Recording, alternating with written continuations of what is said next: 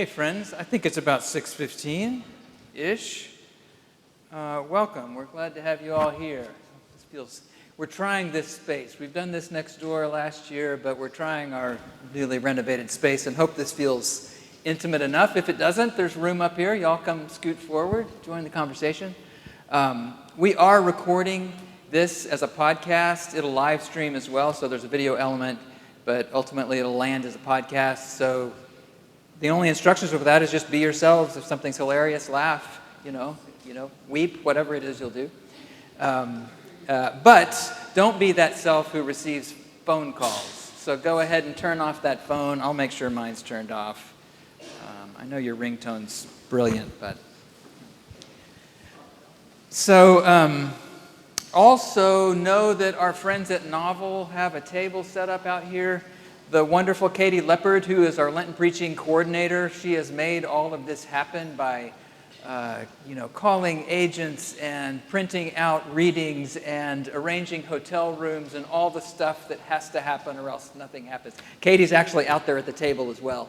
And Novel has kindly is going to give back 20% of their proceeds of any of the books they sell here. So we have lots of other books that will also introduce you to other preachers and speakers who will be here over the course of this Lenten series, which is a remarkable array. So I hope you'll come back and meet more of those folks in the days to come.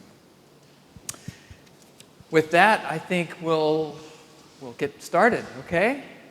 Start with a little introduction here.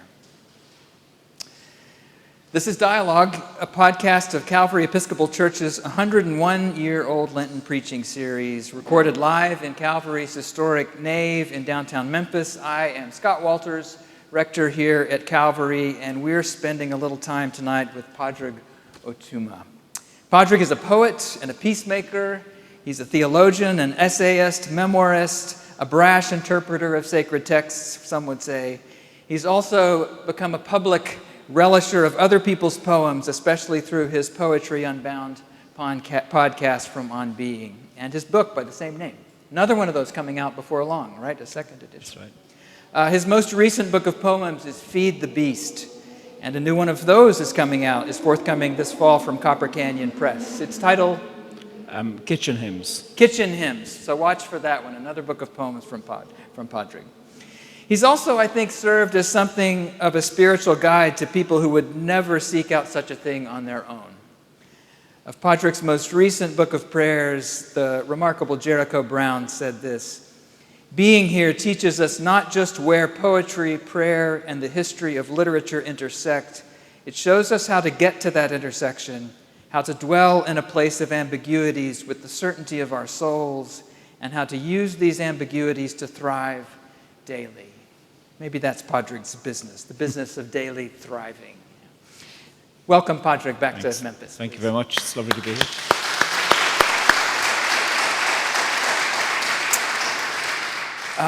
I should also say that we hope you got the memo that we really anticipated having. We're excited to have Barbara Brown Taylor with us tonight as part of this conversation. Our hearts and prayers are very much with her. She had an unexpected health event. She's going to be fine, but she would love to be here and part of this conversation.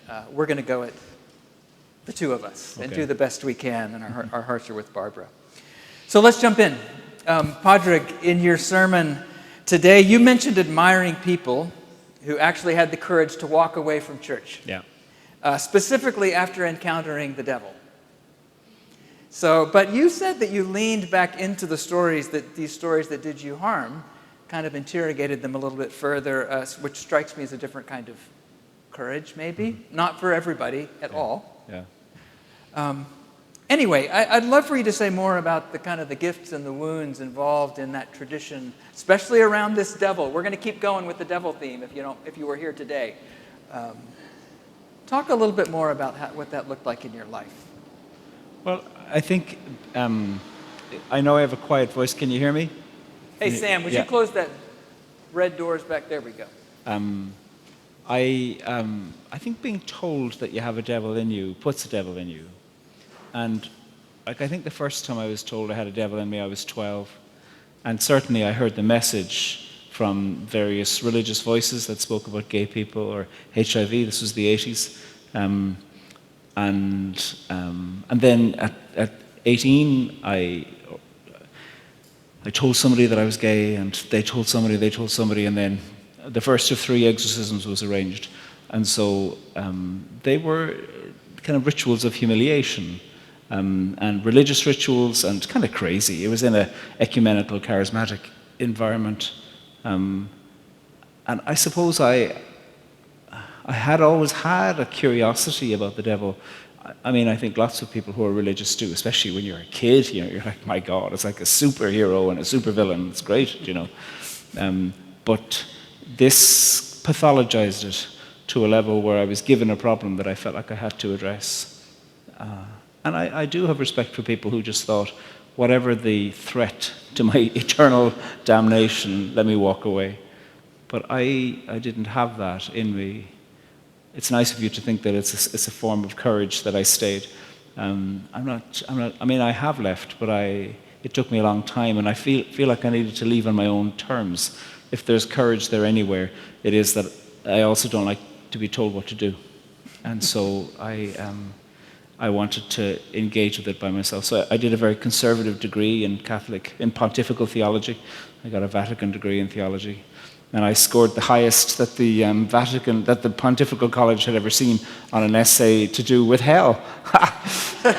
So my supervisor called me into his office and said, "This is an inappropriate score to get for such an essay." And I said, I was an average student, you know, so it was kind of average grades, and then suddenly it shot up for this particular essay. And I said to him, by way of explanation, "I like Dante's Inferno." And he just looked at me disapprovingly and said, "Nevertheless." That was it. It was great. So I suppose, I think, in comparison to many people, I've had a very mild experience of the sharpness of language. And part of my problem is that I was open to belief, and I was open to believing. I'm a good Catholic, you know, I trust authority, and I was open to believing people who had, as far as I understood, authority to say stuff, and they made stuff up. And they were incorrect, but I didn't know that they were incorrect, and I didn't feel like it was within my gift to be the discerner of that. If they had or claimed authority, who was I to say that they were incorrect? And that was complicated. Yeah. So not the courage to be afraid. We know how to be afraid. Yeah. What struck me as courageous is when I'm confronted with something that's wounded me, a person or a text or something, I'm ready to get out of there. Yeah. But you're leaning toward them might have been partly a fear of leaving the church and going to hell. Yeah. But it seems like you trust these texts in some ways. The way that you interrogate these texts suggests that there's something in there. Yeah. That's not only the hurt, maybe. That's true. I do now trust the text, not because I think the text is healing. I don't think that either. I think the text is wild. And I think the text is much stranger and more complicated than any simple 3-point sermon can make it. I think the text is like a safari. You just hope to get out alive.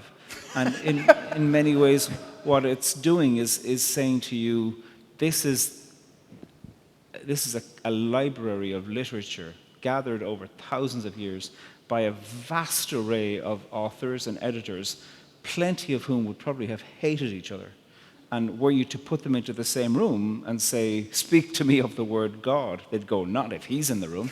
Like, my God, I can't say these terms with him or her or them because of deep political disagreements about what the nature of community should be, what the nature of government should be, what the nature of religious literature should be. All of those things were the same thing in the emerging communities the world over in many ways.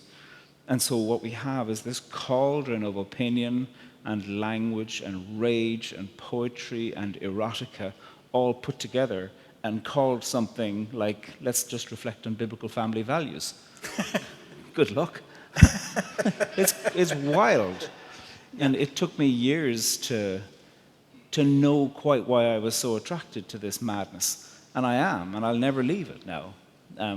But I also have learned enough that I'm not afraid of shallow interpretations anymore. I just think they're boring. Yeah. Which makes sense that you would then have this insight about the temptations that you talked about today, where all of a sudden this complexity exists in Jesus. Of course, yeah. I mean, I'm not under the halls of religion, but I think even were you to be in the halls of religion, part of what the text demands is to take this character seriously, who took himself seriously as a human. Mm-hmm. You know, I don't think you need to stretch your imagination to think of him as the begotten Son of God, died and resurrected, in order to think psychologically he's fascinating. Yeah. Politically he's fascinating on a level of intervention and community and compelling and drive. He's extraordinary. Mm-hmm. He said things that people have been reflecting on for thousands of years, and if only for that, it's worthwhile thinking about him. Yeah. Can I read a poem? This is one poem. I wanted to write about exorcisms, and the first exorcism was done in Dublin. It was the week after my 18th birthday. I was 18 in a week, and there was a visiting American evangelical speaker, and somebody had told her that the boy in the corner was homosexual, and so kind of in front of everybody, she manipulated this out of me and then conducted this terrible exorcism, screaming and all the kinds of things. It would have made a really, really boring film, you know. And it took me about over 20 years to think, I want to write about this. And I thought because there was 2 more as well, and then 2 years of so-called reparative therapy, much of which had the imagination of the devil in it. And I suppose what I wanted to do was to think about what's a poetic form that can hold it. And I chose sonnet, because I like sonnets. I knew I'd need something that would be short, because otherwise I'd go on and on and on and not stop. And I also wanted something that had a turn to it. A sonnet typically is 14 lines, but another feature of sonnet is that it needs to have a volta, from which we get the English word revolve or revolver or revolution, a turn. That's what volta means. And so a sonnet is a punch of a poem that also twists on itself. And I wanted to twist on myself in this as a kind of a rejection of the idea of, I wish this didn't happen, but then to reflect on, but look at the spawning devils it did put in me by telling me that I had devils in me. And there's strong language in this, for which I make no apology. And I suppose it's important to say again, I had mild experiences. These are nothing extreme. There's far more extreme things going on today. The Exorcist. I wish you weren't American. I wish you didn't see intrinsic evil in me. I wished you hadn't dragged my secret from me. Now I know you knew already. Someone squealed. I wish you didn't put your hands on me while you were screaming at the devils in me, all my homosexualities. I wished you'd never gathered people round, instructing them to pray in tongues or read from Revelations or chant, Jesus, Jesus, Jesus. I crouched down. I repeated, Jesus, Jesus, Jesus.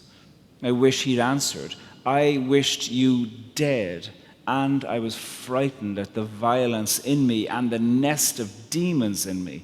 I wondered where they lived. In my semen? In the dreams I had of being kissed? Why did they breed in me, my God, my exorcist? Wow. I wanted to employ strong language, that is taking on a persona to push back at the assault of language that was put on me in what is a mild experience in comparison to many. Yeah. And persona in Greek is for a mask, and we often, when we speak today, we speak about a mask as something to hide behind, but that's not how it's understood in Greek theatre. A persona mask is something that reveals rather than conceals. And the persona of this speaking voice that takes over me when I read this is one of truth, not performance. And it took 20 years to be that persona, or write it down, or have... Yeah, 20, more than 20 years probably. It must have been more than 20 years. I was on the train to Dublin to go to give a reading, and I was over 40, so over 20 years. But I knew immediately 7 deadly sonnets. I wrote about 50 deadly sonnets, but I winnowed them down and burnt the rest. So this is one where you're developing this courage or capacity to say, I need to speak back to the situation. Yeah. Into this situation. I suppose I felt far enough away from it that I thought I can be playful, and I can use the creativity of language. There's no shock or trauma or pain in me with these. I can kind of put these on and go, oh yeah, look at that, and then take it off. So I'm glad for what time can do.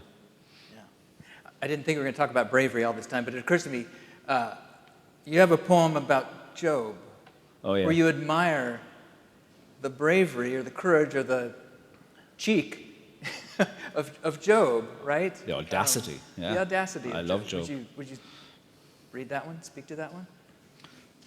I've loved Job for a very long time.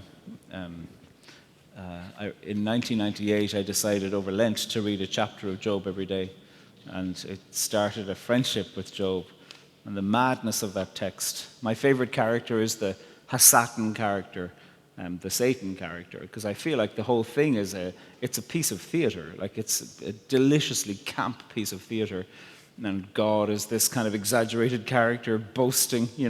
It's designed to be a limited imagination of the palace of God. The whole thing is a kind of a setup for terrible imaginations around which serious questions about theodicy are posed.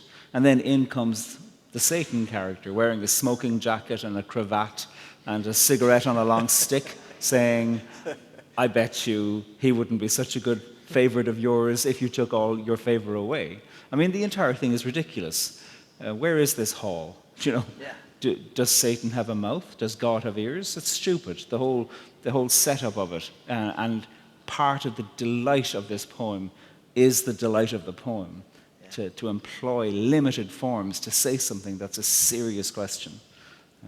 So, anyway, here's a poem, Notes on Righteousness, and it has a little epigraph from the book of Job. Even if you slay me, I will still argue. Everybody told me I was wrong, but something in me said I wasn't. If I am mistaken, even if God lays down his pen and shuts the book, I'll still have my say. If I am correct, then erect me like an evergreen. You can suffer in sulfur. You can wander far from mapped land and still find a way to say the things that others say are unsayable. Feed me. Do you know men who still wrap themselves around themselves at night? Many of us still sleep like this. Kiss, kiss. When the devil, dressed in velvet, slid near me, he whispered to me with his silky tongue. I hung my head and stared down at my body, hummed a tune of shame. He slipped away. One God went to grow a congregation. One God and God's rabid dog went to grow a congregation. 3 gods went to grow a congregation. 3 gods, 2 gods, 1 God and God's rabid dog went to grow a congregation. Did you know that mega comes from me, comes from ma, meaning sacrifice? How many sacrifices are made in the pursuit of greatness? If you want me, you can find me down where your light dims. Here I can breathe and smell old trees. Here there's turf and fire. Fabulous. Well, I love many things about the poem. I love that it returns Job to the earth, and it's like, I guess it's like a little bit in contrast. The poem itself, Job, goes swirling out into the cosmos, but he seems to have found his place here again. Turf and fire. It's an Irish version of Job, I think. Yeah. Well, I love that there's this, he doesn't grovel. No. He's very much himself, even if he finds himself in his small local place in the universe. Yeah. I think we've been taught to have Job be a little bit more of a groveling figure who's humiliated by the end of the poem. Do you think that's wrong? Well, I mean, the history of the poem of Job is that it was originally quite short. There was this setup, and then there was the decay. Everything went terribly, and then there's the restoration. Those are the oldest parts. And then somebody came along and said, no, we need to put in some comforters. And these strange friends came along and start to comfort Job, to say, it's your fault here, it's your fault there. If you did this, if you did this, if you did this. And then somebody else came along, no, we need another one, and they put in some more. And so it's the history of the poem of Job, the drama, the theater of it, is the history of a dynamic text where people bring to it and continue to add to it ways within which they say it is inadequate because I need to do something with it. And so partly, I don't think I'm adding to the text, but I'm recognizing that the text is coming into everybody who receives it and bringing into its own dialogue parts of their own life. And that's the brilliance of literature, is that literature is always seeking an audience and wants whoever's reading it to go, what do I think? Is that adequate? Is it enough? Rather than, what should I believe to get it right and get into heaven? I mean, that's a very boring imagination of pedagogy. It's a terribly limited imagination. The literature is alive and annoying and ridiculous and exaggerated in order to evoke strong responses and strong feelings back. Just like War and Peace, just like A Suitable Boy, just like Pride and Prejudice, just like all of these things, the characters are meant to be there to agitate and to ask, what do I think? And how do I engage with the narrator and the characters and the sequence of events? They're acts of the imagination. And so I wanted Job to continue to argue, and I wanted to reject the idea of Job suddenly being given, he was given 10 new children to replace the 10 dead ones. Yeah. What? Yeah. Oh, great. We're even. Lovely. Yeah. Super. Interesting as it is, though, there's the three are seven sons, 3 daughters, and the 3 daughters are named in the final chapter of the book of Job. Their names are Cassia, Turtle Dove, and Mascara. So. It's interesting to draw lines between so much of you. You invite deep engagement with poems. I think a lot of people haven't engaged poems in the way that you've invited them to in the podcast. They've, dissected them in English class and left them on the table over there, not realizing the whole could be experienced. There's also this wonderful, this new book of prayers being here. You tell a story about walking in on a woman while some of your work is being used in a liturgy, and she's furiously writing in the margins, and she's correcting you. Redacting it, yeah. Redacting it, and it pleased you. Yeah. Which seems like what you're talking about in Job. Yeah. It pleases you when literature's not something to be fixed and finished with. Say more about that, even because you put yourself on the line if you're letting somebody redact your own poems. Yeah. I mean, I hope they don't publish them and call them theirs. Fair. There is such a thing as a certain amount of artistic integrity. But, we were in a chapel in London, and somebody didn't like this liturgy was put together, and she didn't like it. And I don't think she knew that I'd written it and that I was sitting next to her. But she just kept on saying, no, just crossing bits out and writing things in. I think I'd called at one point Jesus of Nazareth our living and dead friend. And she just crossed out "and dead." No, I was having none of it. And I think were we to have a theological conversation, it's not like I'd have been convinced. But I loved that she was taking pen in hand and seeking to make words work. I just thought how brilliant, and how many people over centuries have sat in rooms, whether those are rooms of constitution or legal definitions or religious ones, and sat there and felt like language is being given to them like some kind of condemnation. And she was the living embodiment, the patron saint of redaction.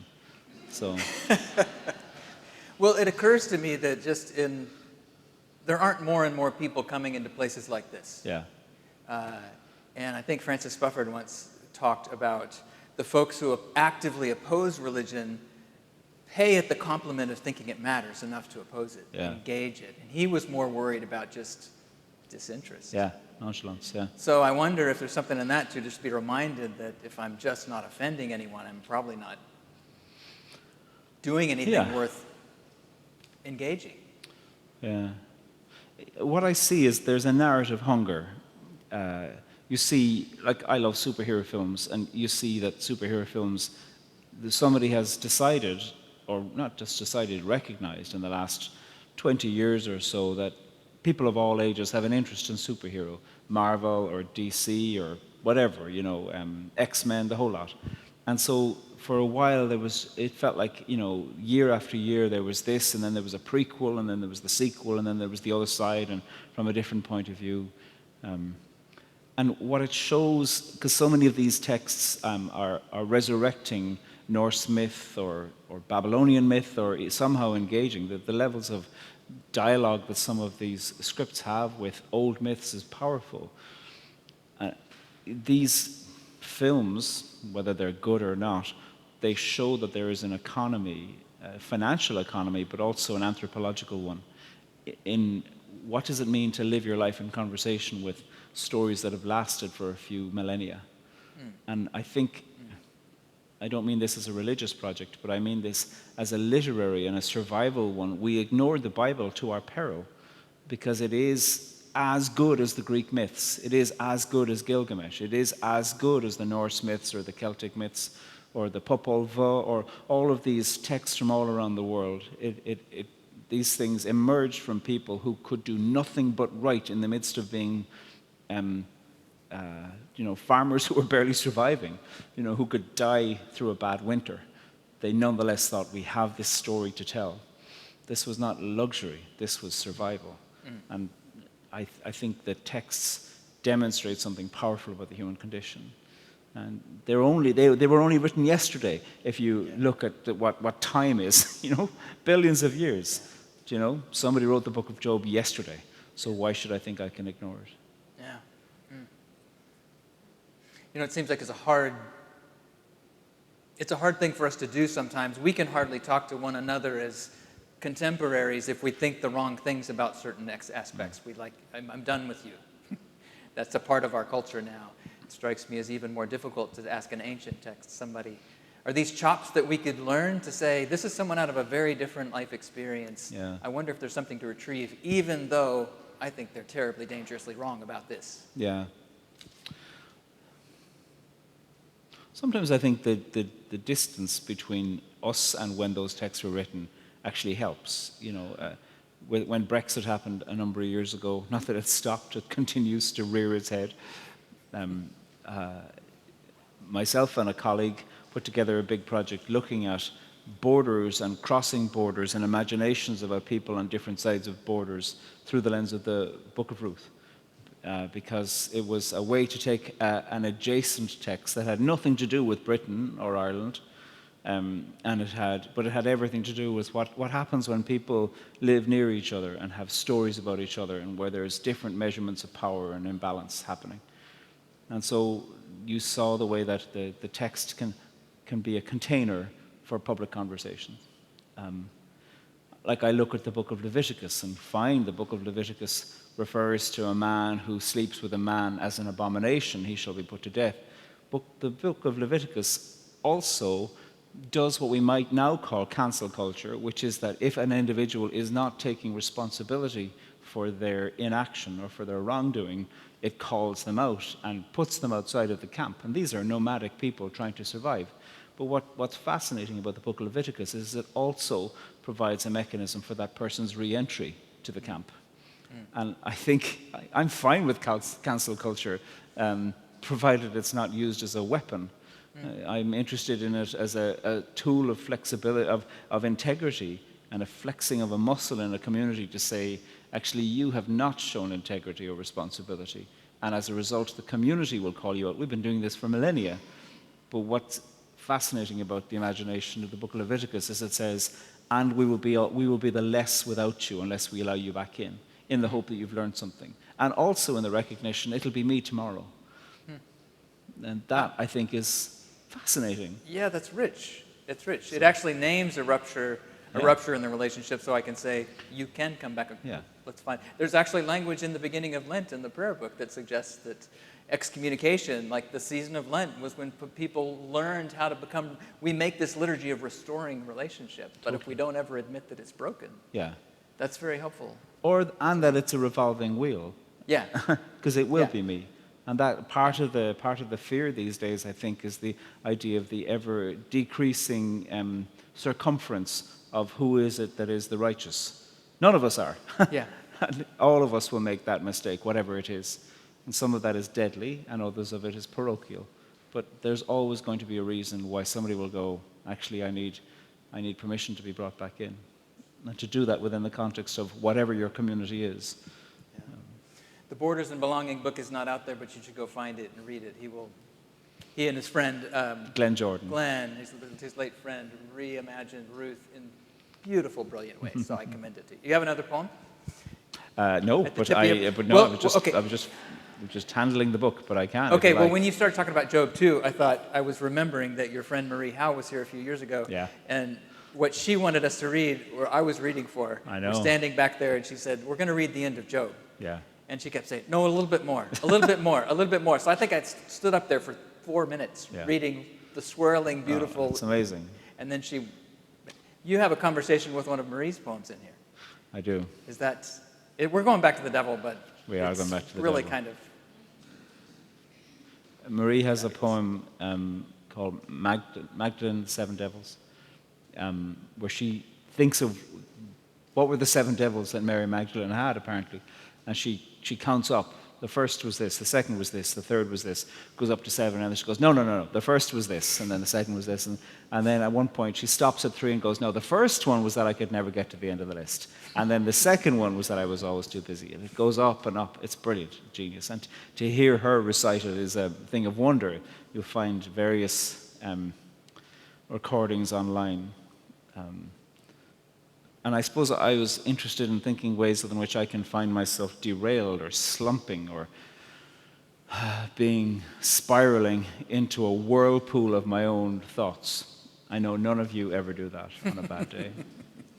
Sometimes for me the question is like, when does it start? Definitely before I wake up. Because I wake up and go, here I am, my God, I am tempest. So here's a poem about that. And it has a quote from Marie's poem. The underneath, that was the first devil. It was always with me. And here's the poem called The Underneath. Here's the thing. Underneath the rage, the hurt. Underneath the hurt, the expectation. Underneath the expectation is hope in a something. Underneath the hope, there's hunger. Underneath the hunger, a deeper hunger still. I wake to an old story and repeat it in the shower, repeat it over tea, repeat it, amplify it, put books into a bag, start up the car, and wait for the windows to demist. I think about it at the junction, at the lights, at the intersection, at the place where idiots make that same mistake they always make while ignoring all the lanes placed there to make us safe. And underneath the story is a story. Underneath that story there is time. Underneath all time is memory, and underneath all memory is a future and its questions. I'm seized by an old dream. In it, I'm at speed, but I'm not driving. No one is. I'm on a train, an old one, going underground, and I know I need to jump. I can see and I can't see at all. There is wind and dark and terrible velocity. I know that if I jump, I might die. I know that if I don't, I will not survive. Underneath desire is a hope to keep on living. Underneath the hope to keep on living is loss. Underneath the loss is my desperation for acceptance. Underneath that desperation is the belief that I am hateable.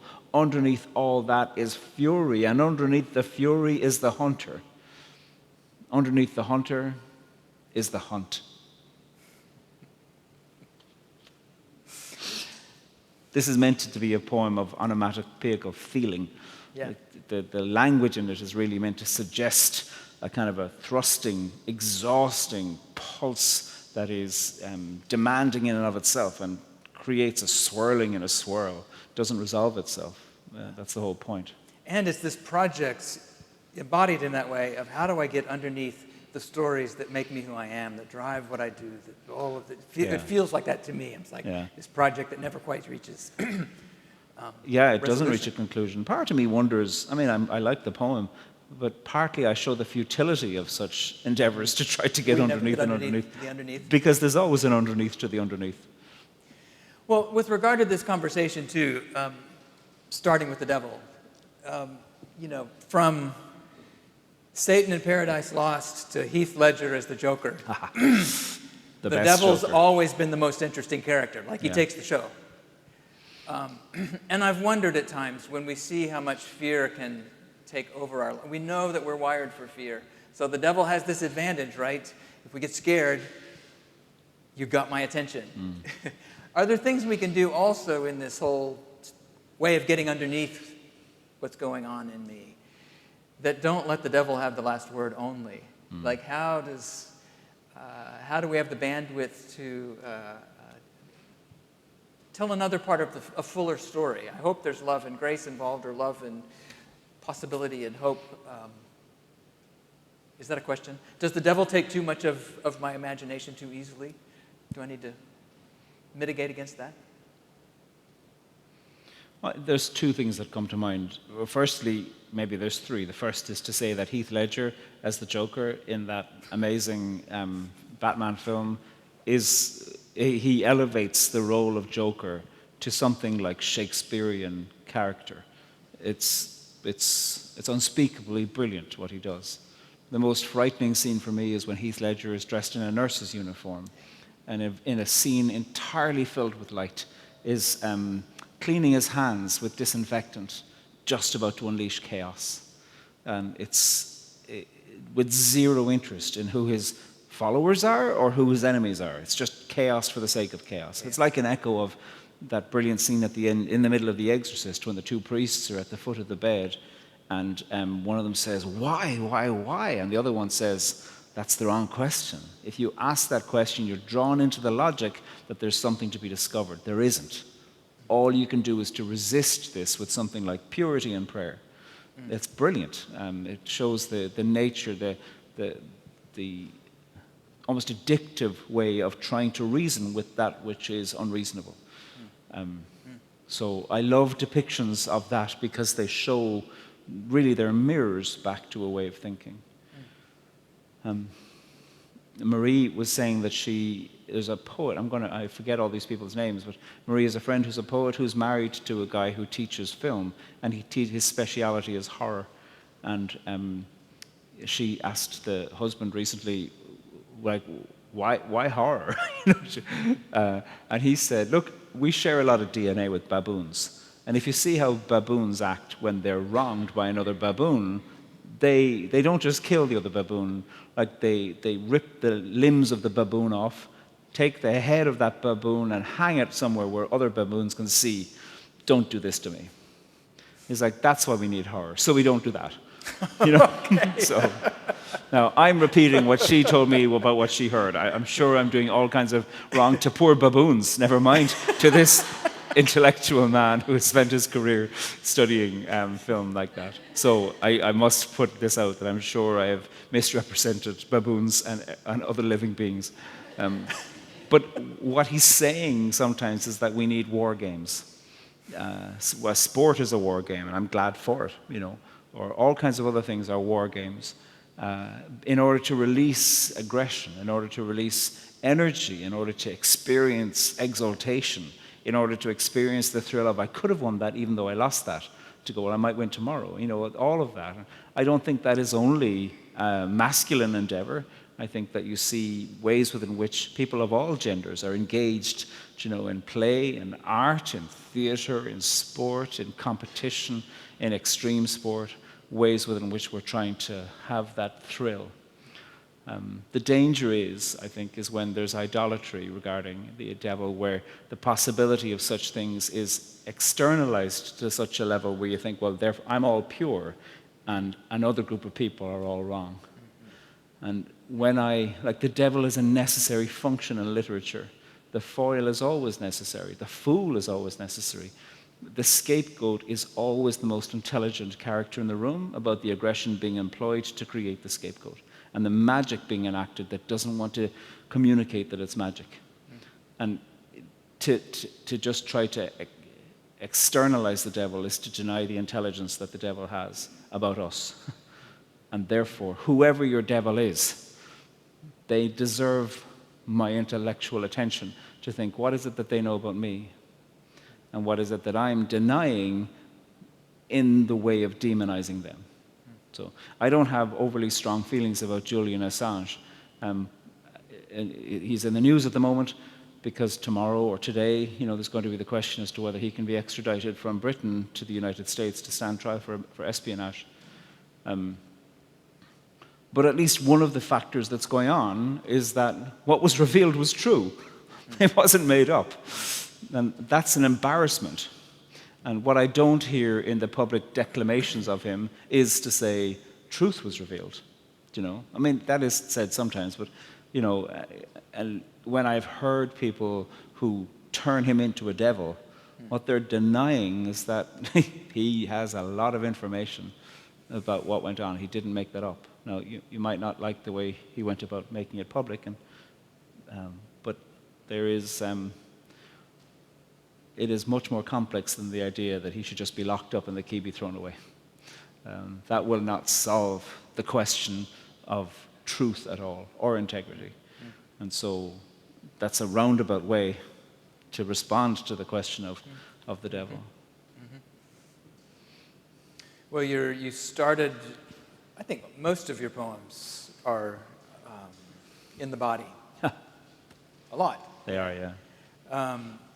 It strikes me, I'd love for you to, as we have a few more minutes before we hear some questions, so be getting ready with your questions if you have them. You have a lovely poem, I think it might be the last poem in the book, How to Belong, crossed out alone. Actually, no, the last poem in the book is called May Your Children's Heads Be Dashed Against the Rocks. Oh, that one. Oh, yeah, well. That one. I knew that I didn't end on such a poem of resolve. Not at all. It's one way to be alone. Is there anything that would imply that I would be able to finish a book with a poem of calm? No. Yeah, What? Well, I'd still like you to read it. What's that? I'd still love to hear it. Which one? The Dashed Against the Rocks? We can read that one after. Choice. That's true. No, I'll read the How to Be Alone. This poem comes from two sources, really, one of which is I have an interest in how it is in situations of conflict where a person's relationship... I worked in conflict resolution for a long time, and I have a thought, utterly unscientific, that a person's relationship to themselves when they're alone will correspond to their way of acting in conflict, and so that therefore it's worthwhile practicing being alone. And the other source of this is for some studies that I was doing. I was translating old Irish prayers that are prayers to your death, extraordinary prayers for a good death, from people, again, who might not have survived the winter. Local poems from a valley, beautiful. A friend of mine, Noreen Nireen, gave me a collection of them, and most of them are untranslated, and so I was thrilled to do that. And lots of them are calling, Mary down to be like a vulture on the gable end of a house. This is not a meek and mild Mary. This is calling, somebody who might be able to fight malevolence to be present, in your fire. I loved them. And so in many ways, this poem is a poem to my own death and instructions to myself in the face of death. How to be alone. It all begins with knowing nothing lasts forever, so you might as well start packing now. In the meantime, practice being alive. There will be a party where you'll feel like nobody's paying you attention. And there will be a party where attention's all you'll get. What you need to do is to remember to talk to yourself between these parties. And again, there will be a day, a decade, where you won't fit in with your body, even though you're in the only body you're in. You need to control your habit of forgetting to breathe. Remember when you were younger and you practiced kissing on your arm? You were onto something then. Sometimes harm knows its own healing. Comfort knows its own intelligence. Kindness too. It needs no reason. There is a you telling you another story of you. Listen to her. Where do you feel anxiety in your body? The chest, the fist, the dream before waking, the head that feels like it's at the top of the swing, or the clutch of gut like falling and falling and falling and falling, it knows something. You're dying. Try to stay alive. For now, touch yourself. I'm serious. Touch yourself. Take your hand and place your hand someplace upon your body and listen to the community of madness that you are. You are such an interesting conversation. You belong here. Amen. Thank you.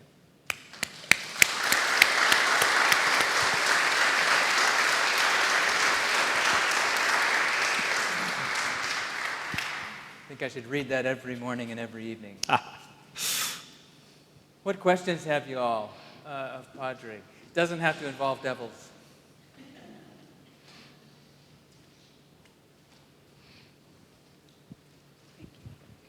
Well, it sort of does involve the devil and sort of Hallelujah. not.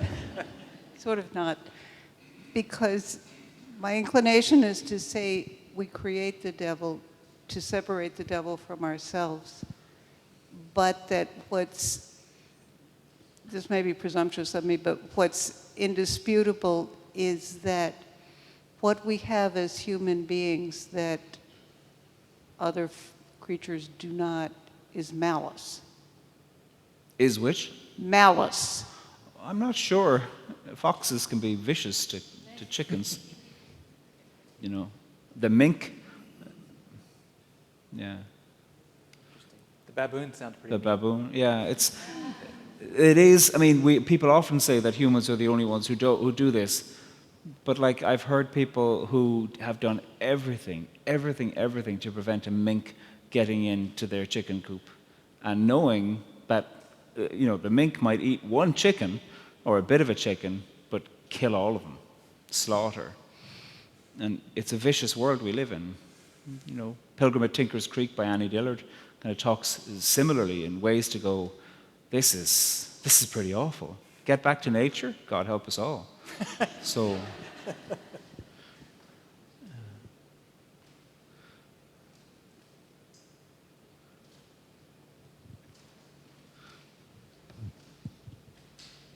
okay, I'm going to revisit Scott's question.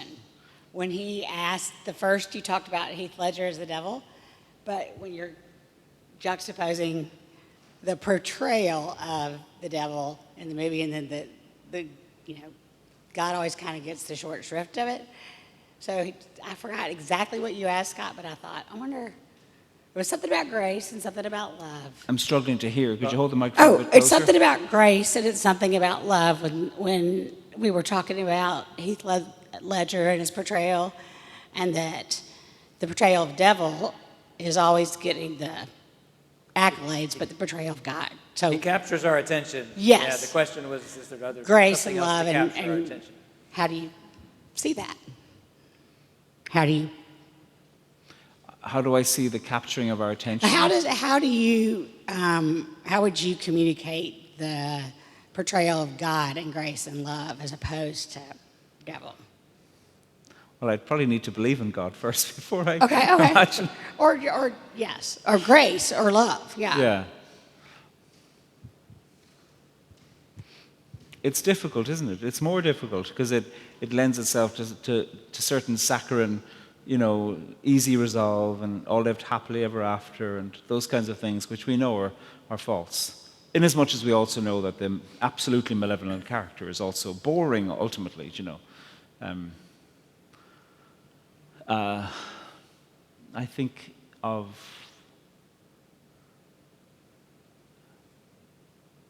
I suppose to think linguistically, I think of God as a verb, and a verb that's enacted by something unexpected and a turn, a volta, happening among us. And I think of film and films where a volta happens, some experience. There's a great film, it's maybe from the 80s or 90s, called Smoke. Did anybody ever see Smoke? It's a fellow who runs a cigarette shop, a tobacco shop in New York City. And every morning he takes a photograph at exactly the same time and exactly the same corner in Manhattan with a camera on a tripod. And anyway, some customer comes in and says, I see you, what do you do? And he says, oh, I do that. And the guy goes, I'm curious, let me have a look. And so he shows him this photograph album. Have some of you seen the film? You've seen it, yeah. He starts to leaf through the photograph album of these beautiful photographs, just tiny parochial moments of one corner. And then the customer, bursts into uncontrollable emotion because he sees a photograph of his wife who has died, just caught on her way to work on this guy's camera from a photograph taken previously. And they don't know what to do, And this intimacy is created, and they kind of try to, he says, come up to the apartment, I'll give you a cup of coffee. Or, they don't possess the vocabulary for coping with the event that has occurred between them. And that, to my mind, is a demonstration of the verb of God happening. And then the crisis that happens in the wake of the verb of God. About how do you cope with something like that? And the desire, in a certain sense, to elongate it and to say, let's capture it and make this happen. And actually, in many ways, it's the fleeting moment of it that is the gift and also the grief. So, it's a great film. Well, I'll add to it too, because just looking from over here, you're a person who can unfold the devil and say, this is magnificent. Like every time you unfold a poem, you have this way of saying, look how alive this is, look how astonishing this is. To my mind, that's a bit of the question I was asking, I think, Allison, is that even in the midst of that, there's this glorious, fantastical life that's celebrated by you, by the way you see the world. Yeah. Well, yeah. Hi. I'm in my first year as a high school English teacher. And I congratulations and commiserations. Oh, thank you. I was just wondering if you had any advice for teaching poetry. Yes. That you could share with me. Well, first of all, can you give us your best advice for teaching poetry? Just give it, yeah. I'm sure you have. I mean, if you're the one who's done the training, I'm sure you're brilliant at it. We have been looking at Whitman this week, which was interesting. I sing the body electric. And I really enjoyed it. I don't know if they enjoyed it as much as I did, but I think my enjoying it certainly helps with the teaching of it. Yeah. They seem to be more engaged if seem like I'm having a good time. Yeah. I mean, reading it aloud. I work with, I would say, not advanced students. I work with, my kids, and I have them all year, and I feel like they're not as, I think that English is maybe not their favorite subject, so I think me being excited about it and reading it to them and really putting that energy into the language makes it more enjoyable for all of us. But that's just me. It's lovely. Well, it sounds like you're doing brilliantly. I hear from people all the time who say, I had this English teacher in school whose passion for the subject made me realize what electricity was, and so like one time at a group event where we were talking about writing, I asked everybody to introduce themselves by telling a story about language. And a woman said that her father, who was long dead, had been a Greek scholar. And he used to read the Iliad to her as a baby and as a young girl in Greek. And she never learned Greek, but she loved the sound of it. And she loved his love for what she was hearing. So there's something educational about somebody who is consumed with passion for something. And that in itself isn't just to say you should share that passion, but it is to say what electrifies you in this way. So I think that's one way to say. There's bridges that you can bring into a poem. Again, to quote Marie, she sometimes when she's teaching poetry, she'll say to people, has anybody ever had a panic attack? And she'll say, what was that like for you? Where did you feel it? Like what was happening? Was it in your fingers, in your chest, in your head? And to say, is there a metaphor or a simile that you want to go? And so she'll bring all this vocabulary into the class, and then she'll say, okay, we're going to look at Emily Dickinson. I felt a funeral in my brain, and mourners to and fro. And so she's like, this is Emily Dickinson's version, perhaps. So she imagines the prompt that a person might have responded to, shares that prompt with the class, gets them to bring vocabulary into the room without saying, oh, I'm going to bring us into Emily Dickinson or whatever, and then surprises them by simply saying, well, here's this person's response, and then turns it back to others in the room, so that there's a conversation suddenly between. And people might go, I really don't like the metaphors that Emily Dickinson employed, because she should have done something different. What a great opinion, you know. To have the possibility of argumentation that is based on close reading of the text and close reading of your close reading in conversation with each other, that is what it means to be in conversation with literature. And anything that will get you there is fantastic. And then the last thing I'd say is that we're surrounded by poetry, you know, rap, music, you know, whatever people are listening to. It's brilliant to bring language into this. To my absolute shock, a few years ago, somebody said to me, do you know that Camilla likes Poetry Unbound? And I was like, I don't know who Camilla is. And then they were like, Camilla is Camilla. And I was like, I have zero idea who you're talking about. So apparently, lots of you, I'm sure you don't know either. Camilla is a pop star. She's brilliant. She's huge. She's amazing. So we've gotten to know each other a little bit and talk about lyric writing. And I love what she does in her lyrics. I think she's profoundly skilled at the objective correlative, looking at ways within what T.S. Eliot would call, like she locates an object, and that object is the container for feeling in the text of her lyric. And so people are listening to these songs and going to gigs and singing them back word for word without ever having sat down and listened or studied to have them off by heart. So film too, like, I don't know if your class can cope with strong language, but what's that opening, Choose Life? What's that, of that Scottish film, the Irvine Welsh book? It's heavy, strong, vulgar language, but it's genius poetry. So if your school will cope with that, I would say, oh, show that. What's it called? I'll remember it in a while. But all of those things are... Can you remember the film? No. I just had a question. You're big into the, like, talking about the devil in literature, and there's a theory going around that in order... a bit closer, sorry. Oh, sorry. In literature, you're talking about the devil, and I was just curious, because I'm in seminary right now, and, you know, we're talking about different theories or different ways people see the Bible, and I've heard that